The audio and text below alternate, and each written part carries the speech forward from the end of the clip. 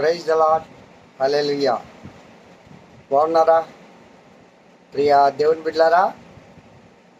7వ తేదీ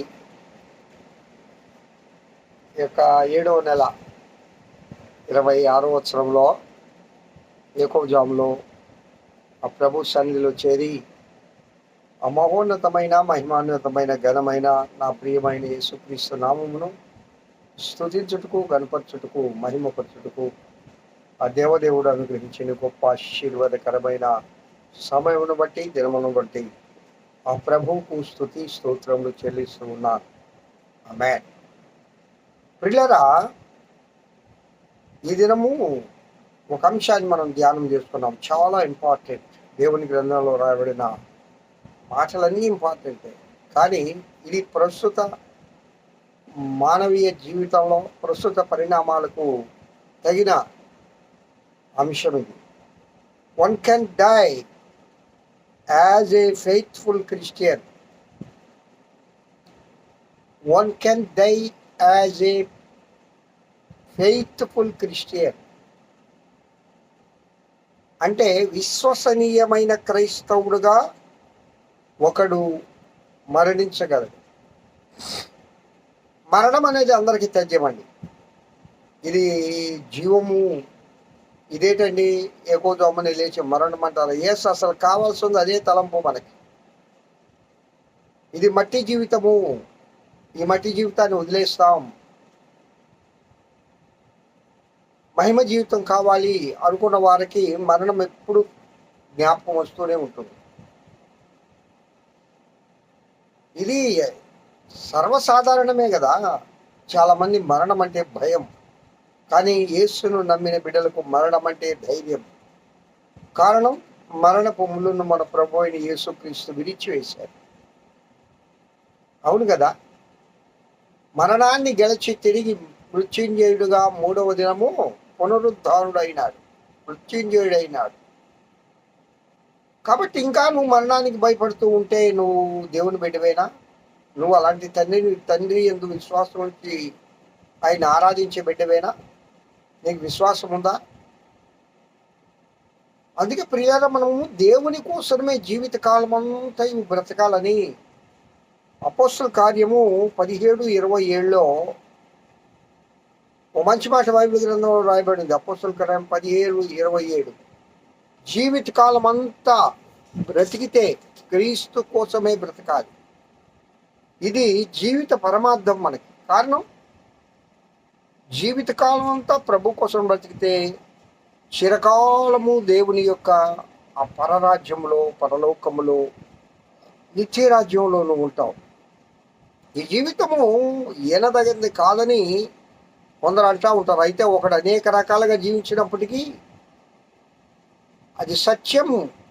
కేవలం క్రైస్తవ జీవితము జీవించడంలోనే గర్వపడాలి ప్రియులారా. అసలు క్రైస్తవ జీవితం జీవించే విధానంలో పరమార్థం కలదు. లోక సంబంధమైన అర్థం కాదు, పరమ అర్థం కలిగి మనం జీవిస్తూ ఉన్నాం. కావున ప్రియ దేవుని బిడ్డారా, ప్రకటన 21:4లో అంటాడు, ఒక గొప్ప శబ్దం వస్తుందండి. ఒక గొప్ప శబ్దం, సింహాసనం నుండి వచ్చిన గొప్ప స్వరము వింటిని అంటాడు. ఎందుకనగా ప్రతి బాష్ప బిందువును ఆయన తుడిచివేయును, మరణము ఇక ఉండదు, దుఃఖమైనను, ఏడ్పైనను, వేదన అయినను ఇక ఉండదు. యోహాను గారు విన్నారు అది.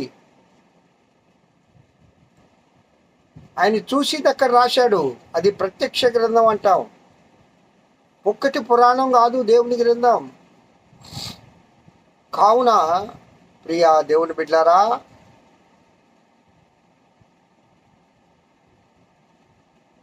పరమార్థము కలిగిన మరణంగా మన మరణం ఉండాలి. మనము లోకములో జీవించినంత కాలము నిత్యరాజ్యం కోసము ఎదురు చూసే బిడ్డలంగా ఉండాలి. నిరీక్షణ కలిగిన బిడ్డలంగా ఉండాలి. క్రైస్తవులకు ఉన్న నిరీక్షణ ఈ లోకంలో మరి ఎవ్వరికీ లేదండి, ఎవ్వరికీ లేదు. దేవుని బిడ్డలకు గొప్ప గొప్ప నిరీక్షణ ఉంది. కావున మార్కు సువార్త 10వ అధ్యాయం 29 నుండి 30 వరకు యేసుక్రీస్తు ప్రభు కూడా గొప్ప మాట అంటాడు. నా నిమిత్తము, సువార్త నిమిత్తమును, ఇంటినైనను, అన్నదమ్ములనైనను, అక్క చెల్లెండ్రనైనను, తల్లిదండ్రులనైనను, పిల్లలనైనను, భూములనైనను విడిచిన వారు ఇప్పుడు ఏహమందు హింసలతో పాటు నూరంతలుగా ఇండ్లను, అన్నదమ్ములను, అక్క చెల్లెలను, తల్లులను, పిల్లలను, భూములను రాబో లోకముందు నిత్య జీవం పొందునని నీతో నిశ్చయముగా చెప్పుచున్నాను అంటారు. కావున ప్రియులారా, ఈ లోకంలో వదిలిపెట్టేయాల. నేను చెప్పాను ఒక అంశాన్ని.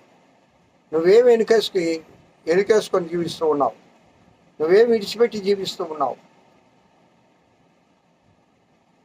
నిత్యరాజ్యం కోసం మనల్ని మనం సన్నద్ధము చేసుకుందాము కాక. ఆమేన్.